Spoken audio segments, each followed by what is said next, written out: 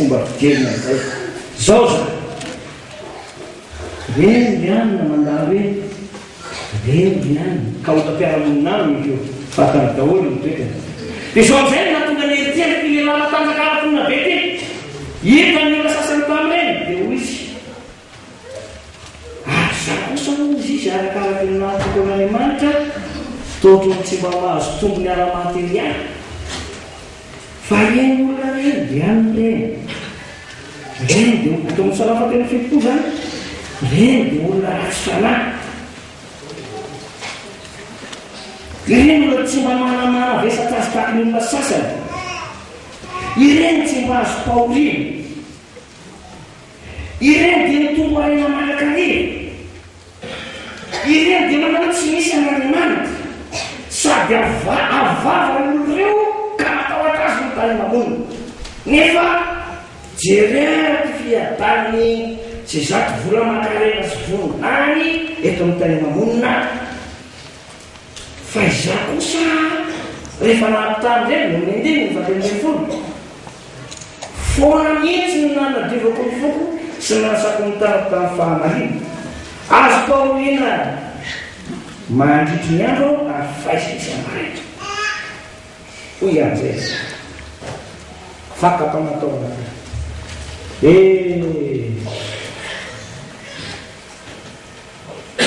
za ty lany andro amity resaka amity Andriamanitra sy manao ny sitapony arak'izay italiany fanany any nefa rehefa mitafata tsara nefa olon-dratsy reo matety reo efa manaka ny tapa sady tsy manana amin'ny fotoana zay tsereta ny mpanompon'Andriamanitra ny zavatra avy ivena zay nametan'Andriamanitra azy tonga dia zany ny zavatra mitady zavatra materiely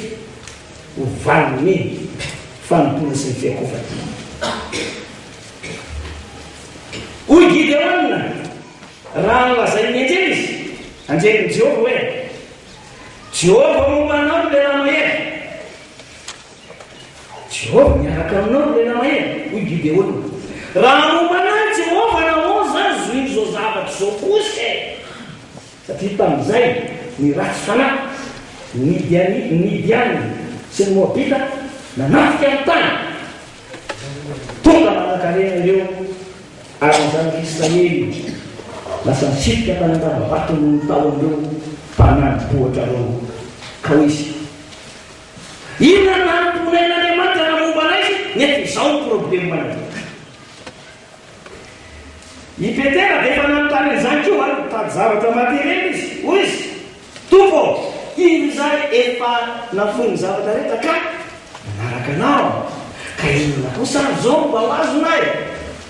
hoy Jesosy azo nareo fa izao misy zavatra mety azo ihany nareo trano rasy anabary sanotra an'izao fa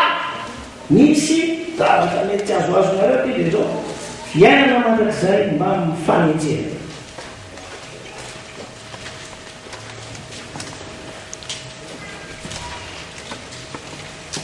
viavana manao ny Jesosy Kristy tompo inona mba mahatonga ny mivavaka raha tainao ka mieritreritra fa ny zavatry ny tany sy ny zavatry ny nofo ny zava-dehibe dia hoy Paoly apôstôly raha atao zao tontolo zao ihany manatenatsika n'Andriamanitra dia mahata noho ny olona rehetra izy fa misy zava-dehibe na lehan'ny sainy asafa eto hoy izy dia mieritreritra zany ao kanefa sato taniko izany manapa hiditro tao an-tranon'Andriamanitra tao amin'ny fitoerana masin'Andriamanitra ka mijery izay ho faka laha sy asafa teo amin'ny lavarangana atao miverina zay ny fanan'Andriamanitra delele izy verina amity asa mpanompoana amin'ny répétition ngana amin'ny fanompony fahavalo rehefa tonga tao izy miverina ny folon'ilay Kristy iza moany an-danitra tsy misy ety amin'ny tany mitaka hitany amin'izay ilay mialagreny ty Andriamanitra zay tompony sy akato azy ty dia zao nanao fampitana le mandeha amin'izay izy ka zao lazany Andriamanitra tany ireo dia ho raha vanay mpimaso reo mpangalatra sy mpamon'olona fa itiry miasapa misy arena lehibe zay miainanao tsy mahaterely ny arena zay azonao dia zao misy finonan'Andriamanitra dia zao zany kristocentrisme zany hoe sady mahakasika ny lanitra ity no mandrapitra ny tany Jesosy Kristy mariky ny azy fijaliany ny finambaraka hoe izy no any an-danitra sy ny iripa ty amboniny tany dia zao io no arena mandrakizay zay tsy azo esorona amin'ny mpanompony dia ny fitiavan'Andriamanitra ka izy izao dia akakin'Andriamanitra ny mahatsara dia manjofa tompoana natoko ahy mba ilazana ny famoretra amen izao a ariary areo atezitra aza zany miteny eto a dia mba manao sary motra kely a mba miteretanareo fa tsy hoe azonao zany manao kely inona mba arenanao inona ny arenanao ny arena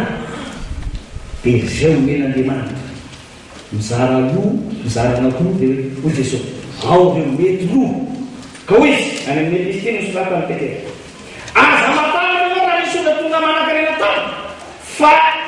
tsy mitondra tsy manana ninina am'izao tontolo zao ary efa mianatra izy dia tsy mitondra nahina koa fa ny fitiavam-bola ny ratsy koa zay miraikiraiky azony zany dia tsy haiko ko ianao menan'Andriamanitra dia mampisirika ny zavatra zany fa izany mitady fahamanina sy fitiavana faharelepana arifina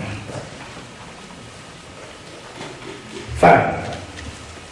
anareo fianakaviana pastera zanaka sy ramabavy manana reny ny arena dia zao zay avaran'Andriamanitra ka paritaka tsy azo zao toy zao refe